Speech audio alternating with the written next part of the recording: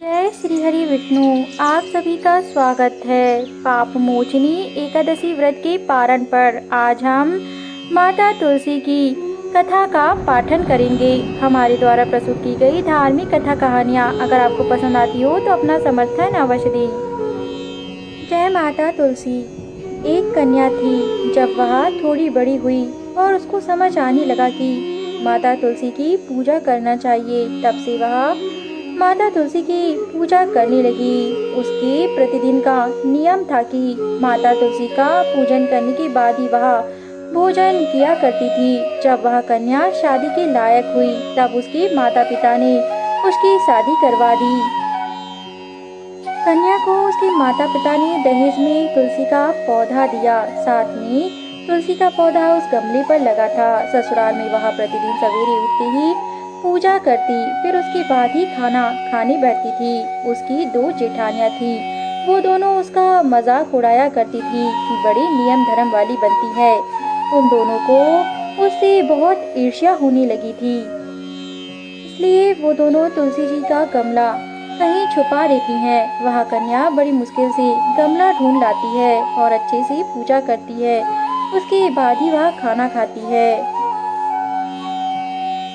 जेठानियों ने जब यह देखा कि वह गमला ढूंढ लाती है तो जेठानियों को बड़ा क्रोध आ गया। उन्होंने योजना बनाई कि क्यों ना हम इस गमले को ही उठाकर फेंक दें, फिर देखते हैं यह कैसे नियम धर्म पूरा करती है।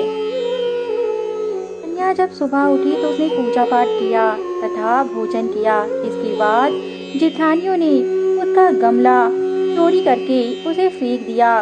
कन्या वह गमला ढूंढती रही और बहुत परेशान होने लगी। उस दिन तो उसने खाना भी नहीं खाया। उसका रोज का नियम था। उस कन्या की सच्ची भक्ति देखकर माता तुलसी को उस पर दया आ गई।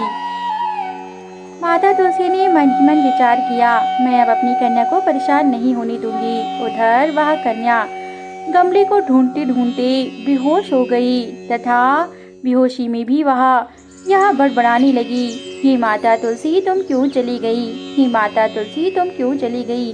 तुम कहाँ हो?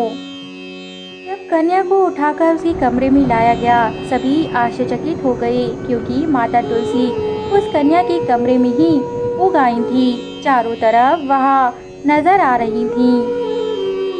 देखकर सभी परिवार वालों ने कन्या को जगाया और कहा, देखो तुम्हारे यहाँ माता तुलसी आई हैं, देखो तुम्हारे यहाँ माता तुलसी आई हैं। इस प्रकार कहने पर कन्या जाग गई और जैसे ही उसने अपने कमरे पर चारों तरफ माता तुलसी को देखा तो उसकी प्रसन्नता का कोई ठिकाना न रहा। वह दौड़कर माता तुलसी को गले लगाकर फूट फूट कर रोने लगी और कहने लगी, हे माता तुलसी तुम कहाँ चली गई थी? इस प्रकार कहने पर माता तुलसी साक्षात प्रकट हुई और कहने लगी, हे पुत्री मैं कहीं नहीं गई थी, मैं तो यही थी। तुम्हारे ही परिवार वालों ने मुझे यहाँ से फेंक दिया था, परंतु तुम अब चिंता मत करो, मैं तो स्वयं धरती से उत्पन्न हो गई हूँ। अब मैं यहाँ से कहीं नहीं जाऊंगी और तुम्हारी सदैव रक्षा भी करूंगी। परंतु जिसने मुझे फेंका था मैं उसे यहाँ दंड अवश्य दूंगी। ऐसा कहते ही जेठानियों के हाथ में छाले और फपोले पड़ गए। यह देखकर वह कन्या विनम्रता पूर्वक कहने लगी, हे माता तुलसी आप तो बड़ी पवित्र हैं, आप औषधि रूप धारण करती हैं, कृपा कर इन्हें क्षमा कर दीजिए। मनुष्य से भूल होना स्वाभाविक है। हे माता तुलसी इन पर ऐसा प्रकोप ना करें। कन्या के साथ उसके सभी ससुराल वालों ने माता तुलसी से क्षमा याचना की। इस प्रकार माता तुलसी ने उन्हें क्षमा कर दिया और वे सदैव उस कन्या के ससुराल में ही उसके साथ जीवन यापन करने लगी तथा उसे आशीर्वाद देती रहीं। जय माता तुलसी।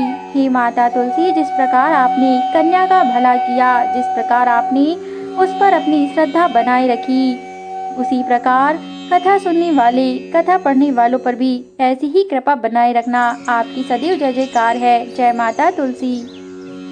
हमारे द्वारा प्रस्तुत की गई धार्मिक कथा कहानी अगर आपको पसंद आती हो तो हमारे YouTube चैनल को ज़रूर सब्सक्राइब करें ताकि हम ऐसी ही उच्च कोटि की कथाएं लाते रहें। धन्यवाद।